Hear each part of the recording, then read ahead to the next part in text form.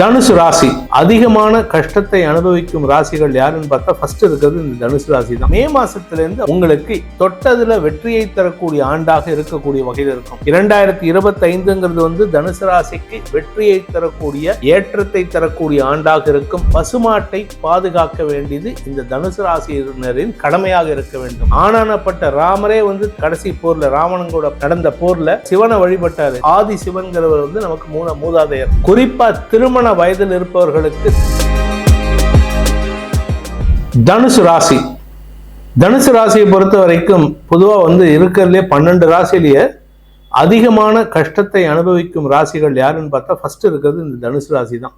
குரு பகவானும் சரி, குரு பகவான் இத்தனைக்கு ராசிநாதன், ஆனா செலவையும் ஜாஸ்தி கொடுப்பாரு. சனி பகவான் இருக்கிறதுல வச்சு செய்யறதே இவங்க தனுசு ராசிக்காரங்கள் தான். அதனால ஏகப்பட்ட அவஸ்தைகள் படக்கூடிய ஆண்டுகளாக இருந்தது. கடந்த நான் சொல்றது 2010 உங்களுக்கு சங்கடம் தான். 2010, 2012, 2014, 2017 சனிப்பெயர்ச்சி எல்லாமே உங்களுக்கு பண இழப்பு, மரியாதை குறைவுன்னு ஏகப்பட்ட கஷ்டத்தை அனுபவிச்சுட்டு வந்துட்டீங்க. இப்போ 3ஆம் இடத்துல சனி இருந்தால் நல்லது பண்ண வேண்டிய சனி பகவான் உங்களுக்கு நல்லது ஃபுல்லாக பண்ணலை, நல்ல விஷயமே கொடுக்கல. ஒரு 25% தான் நல்லது கொடுத்துருக்காரு. ஆனால் இப்போ பார்த்தீங்கன்னா சனி பயிற்சி 2025 சனி பயிற்சி வருது, 2026 குரு பயிற்சி வருது, 25 குரு பயிற்சி, 2025 ராகு கேது பயிற்சியும் வருது. ராகு 3ஆம் இடத்துக்கு வர்றாரு மே மாதம். ராகு உங்களுக்கு பொதுவாக நல்ல பலனை கொடுக்க வேண்டியவர். இந்த வருஷம் கொஞ்சம் அலைச்சல ஆரோக்கியத்தை கொடுத்துட்டு இருக்காரு. இப்போ இந்த மே மாசத்துலேருந்து அவருக்கு உங்களுக்கு தொட்டதுல வெற்றியை தரக்கூடிய ஆண்டாக இருக்கக்கூடிய வகையில் இருக்கும். ராகு உங்களுக்கு எப்பவுமே நல்லதுதான்.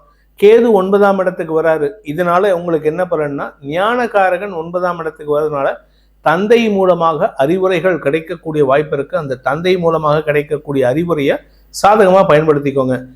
அதே சமயம் இந்த வருஷத்தை பொறுத்த வரைக்கும் இந்த தனுசு ராசிக்கு தொழில் ரீதியாக நல்ல மாற்றங்கள் ஏற்படும். தொழில், உத்தியோகம் அலைச்சல் ஜாஸ்தி இருக்கும். வெளிநாட்டு பிரயாணங்கள் ஏற்பட்டிருக்கும். அதன் மூலமாக உங்களுக்கு உடல் சோர்வு ஏற்படுமே தவிர மற்றபடி கெடுதல்கள் இருக்காது. வியாதிகள், ஏகப்பட்ட வியாதிகள் அனுபவிச்சிட்டீங்க. ஆனால் இப்போ அந்த வியாதிக்கு தீர்வு வரக்கூடிய ஆண்டாக இந்த ஆண்டு இருக்கும். 6ஆம் இடத்தை சனி பார்க்க போறாரு. அதனால உங்க ஆரோக்கியத்தில் இருந்த குழப்பங்கள் நிவர்த்தியாகும். ஏன்னா அவர் பார்க்கறது ரிஷபராசியை. உங்களுக்கு எதிரியாக இருந்தாலும் சனி பகவானுக்கு அவர் நட்பு கிரகத்தோட வீடு. அதனால கெடுதல் பண்ண மாட்டார். ரிஷபராசியை சனி பகவான் என்னைக்குமே கெடுதல் பண்ண மாட்டார். ரிஷபராசியில பிறந்தாலும் சரி, ரிஷபராசி 6ஆம் இடமா இருந்தாலும் சரி, 8ஆம் இடமா இருந்தாலும் சரி, ரிஷபராசியை கெடுதல் பண்ண மாட்டாரு. அதனால உங்களை பொறுத்த வரைக்கும், அதாவது தனுசு ராசியை பொறுத்த வரைக்கும் ஆரோக்கியத்தில் முன்னேற்றம், கடன் பிரச்சனைகள் முடிவுக்கு வரும். சில சமயம் புதுசா கடன் வரும். அது எதுக்காக அப்படின்னா, குழந்தைகளுடைய திருமணம், குழந்தைகளுடைய மேல் படிப்பு, இந்த ராசியில பிறந்த குழந்தைகளுடைய மேல் படிப்பு, இந்த ராசிகள் பிறந்தவர்களுடைய திருமணம் சார்ந்த விஷயங்கள், அதாவது சுப விஷயங்களுக்காக கடன் வாங்கலாம். நான் ஏற்கனவே இருக்கிற கடனை, இந்த பக்கம் எனக்கு கிரெடிட் கார்டு இருக்கு சார், இந்த கிரெடிட் கார்டில் 1.5 லட்ச ரூபா கடன் இருக்கு, அதை அடைக்கிறதுக்கு இந்த இடத்துல கடன் வாங்கியிருக்கேன் அப்படின்னா அது நிம்மதி கிடையாது. இந்த கடனை வாங்கினேன்னா என் வீட்டில் ஒரு சுப நிகழ்வு நடத்தினேன், அதாவது வீட்டை கிரகப்பிரவேசம் பண்ண, வீடு வாங்கினேன், இல்லை இந்த கடனை வாங்கினேன்னா என் பொண்ணுக்கு கல்யாணம் பண்ணேன், என் பையனுக்கு கல்யாணம் பண்ணேன், என் பையனை ஃபாரின் அனுப்பி வைக்கிறேன், இதெல்லாம் கடன் சந்தோஷம். நான் ஏற்கனவே ஒரு கடன் இருக்கு சார், அந்த கடன் அடைக்கிறதுக்கு இன்னொரு கடன் வாங்கினேன் சார், அது கடன் கிடையாது. அது கடன் அடைக்கிறது இல்லை, அது கடனை கைமாற்றி வச்சுக்கிறீங்க, அவ்வளோதான். அந்த காலத்துல வயசானவங்க பார்த்தீங்கன்னா வெத்தலை பாக்கு போட்டாங்கன்னா இந்த பக்கம் வச்சிருப்பாங்க, அதுக்கப்புறமா இங்கேருந்து இந்த பக்கம் திருப்பி வச்சிருவாங்க. ஸோ உங்களுக்கு அதுதான் பண்ணிட்டு இருக்கீங்க, கடனை மாற்றி வச்சுக்கிறீங்க. அது மாதிரி புக் ஷெல்ஃப் மாத்திர மாதிரி தான் இருக்கே தவிர அந்த கடன் அடைக்கலை. ஆனால் இந்த வருஷம் கடன் அடைபடக்கூடிய ஆண்டாக இருக்கும். கடன் அடைபடுறது மட்டும் இல்லை, உங்களுக்கு உங்களிடம் தெளிவான சிந்தனை ஏற்படும், உங்களிடம் ஒரு புத்துணர்ச்சி ஏற்படும், உங்ககிட்டேருந்து ஒரு புதிய பாசிட்டிவ் வைப்ரேஷன் வெளியில வரும்.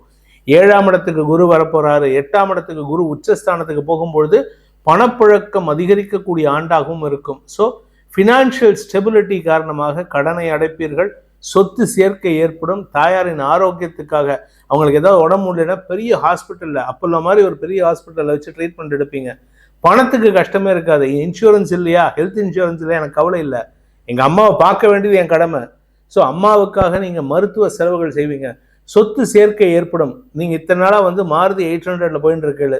இப்போ அந்த மாருதி 800லேருந்து அதை மாருதி சியாஸாக மாற்றுறதுக்கோ, ஏன் பென்ஸ் வாங்குறதுக்கு கூட வாய்ப்பு இருக்குது. நான் உடனே அடுத்தது வரும். இது அடுத்து என்ன பண்ணுவேன், நீங்கள் வந்து ஒரு 6 மாதம் கழிச்சு, சார் பென்ஸ் சொன்னீங்க, நான் என்னால் 2 வீலரே வாங்க முடியலமைங்க. அது உங்களுடைய தனிப்பட்ட ஜாதகத்தையும் பார்க்க வேண்டியது இருக்கு. அதை பார்த்துட்டு அதுக்கேற்ற மாதிரி பிளான் பண்ணுங்க. கண்டிப்பாக ஜெயிக்க முடியும் இந்த வருஷத்துல. 2025ங்கிறது வந்து தனுசு ராசிக்கு வெற்றியை தரக்கூடிய, ஏற்றத்தை தரக்கூடிய ஆண்டாக இருக்கும். நல்ல முடிவுகள் எடுத்து நன்மைகள் அதிகரிக்கும். இந்த குரு பகவான் உங்களுக்கு செல்வாக்கு கொடுப்பாரு. இந்த குரு பகவான் உங்களுக்கு மரியாதையை கொடுப்பாரு. மூத்த சகோதரர்கள் உங்களுக்கு சப்போர்ட்டிவா இருப்பாங்க. இத்தனை நாளா உங்களுக்கு மூத்த சகோதரருக்கும் உங்களுக்கும் 8ஆம் பொருத்தமா இருந்தது. நான் வீட்டில் இருந்தேன்னா அவன் வெளியில இருப்பான், அவன் வெளியில இருந்தானா நான் வீட்டில் இருப்பேன் அப்படின்ட்டு இருந்துட்டு இருந்தீங்க. ஆனா இப்ப இந்த வருஷம் உங்க பேச்சுக்கு மரியாதை இருக்கும். உங்களை பார்த்து, என்ன தம்பி சௌக்கியமா, நீ இத்தனை நாளே என் கூட பேசாம இருந்துட்டே வாடா அப்படின்ட்டு அண்ணங்காரன் கூட்டிட்டு போவாரு. நீங்க அண்ணனை பார்த்து, அண்ணா நான் இத்தனை நாளா உங்ககிட்ட நான் வந்து தப்பா பேசிட்டேன், என்னை மன்னிச்சிருங்க, நான் உங்களுக்கு இனிமேல் நீங்க சொல்றத உங்களுக்கு உண்மையான தம்பியா இருப்பேன் அப்படின்லாம் சொல்லுவீங்க. அப்பேற்பட்ட ஒரு ஒற்றுமையை தரக்கூடிய ஆண்டாக இருக்கும். யாருக்கிட்ட பழகினாலும் எதிரிகள் கூட உங்ககிட்ட பழகிறதுக்கு ஆசைப்படுவாங்க. ஏன் அப்படின்னா நீங்க யூஆர் சேஞ்சிங் யுவர் செல்ஃப். உங்களை வந்து ப்ரொஜெக்ட் பண்ணிக்கிற விதமே வேறையா இருக்கு. இத்தனை நாள கோவப்பட்டு சண்டை போட்டுட்டு இருந்தீங்க, முன் கோபத்தை மனசுக்குள்ள வச்சுட்டு இருந்தீங்க, கோபத்தை வன்மத்தை வச்சுட்டு இருந்தீங்க. அதெல்லாத்தையும் தூக்கி போட்டுட்டு எனக்கு ஃப்ரெண்ட்ஷிப் தான் வேணும், எனக்கு ரிலேஷன்ஷிப் தான் வேணும், எனக்கு நண்பர்கள் வேணும்னு யோசிக்கிறீங்க பாருங்க. அந்த மாற்றம் உங்களுக்கு நன்மையை தரும். குறிப்பா உங்களுக்கு ஆரோக்கியத்துல முன்னேற்றம் ஏற்படும். வழக்குகளில் வெற்றி அடைவீர்கள். படிக்கிற குழந்தைகளுக்கு இருந்த தடைகள் விலகும். மேல் படிப்புக்கு உண்டான முயற்சிகள், நீங்க வந்து ஏசிஎஸ், சிஏ, ஐசிடபிள்யூஏ, சிஎம்ஏ, அதே மாதிரி நீட் எக்ஸாம் இதெல்லாம் எழுத போனீங்கன்னா நீங்க ஃபர்ஸ்ட் அட்டம்ப்ட்லேயே பாஸ் பண்றதுக்கு வாய்ப்புகள்லாம் இருக்கு. ஸோ இந்த வருஷம் படிக்கிற குழந்தைகள் நல்ல மார்க் எடுக்கிறது மட்டும் இல்லாமல் தே வில் கிரியேட் ஹிஸ்ட்ரி.